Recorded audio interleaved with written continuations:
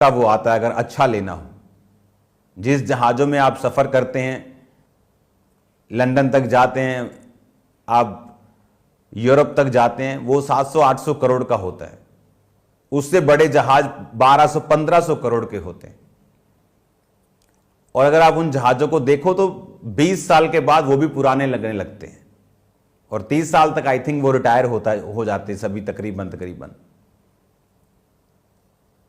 कि 2-2 हजार करोड़ की चीजें भी 20-30 साल से ज्यादा नहीं चलती।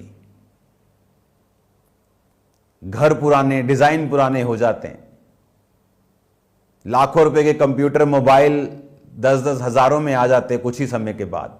लेकिन खुदा ने देखो एक ऐसी चीज बनाई जो 950 साल चलती थी। हार्ट, किडनीज, ब्लड, बॉडी का फंक्शन 950 साल। वो ऐसा परमेश्वर था जिसने इंसान को अबंडेंस दी थी, बहुतायत के साथ दिया था।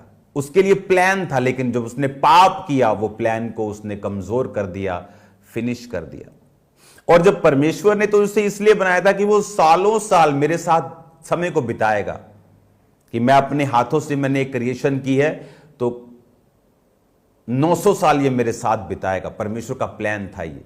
लेकिन बाइबल कहती परमेश्वर के प्लान को देखने की बजाय इंसान अपनी अभिलाषाओं को पूरा करने लगा।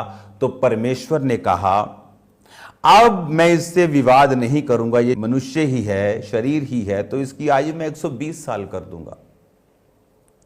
सीधा 950 से 120 क्यों कम किया गया?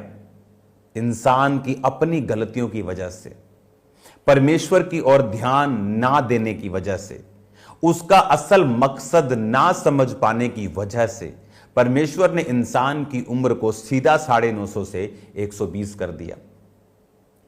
इंसान कम हुआ परमेश्वर की मर्जी से नहीं, अपनी ही गलतियों की वजह से। ये तो वो चीजें हैं जो अभी बाइबल में लिखी हुई हैं। ये तो वो चीज है जो हमारे सामने आ गई कि इंसान 950 का 120 कैसे हुआ।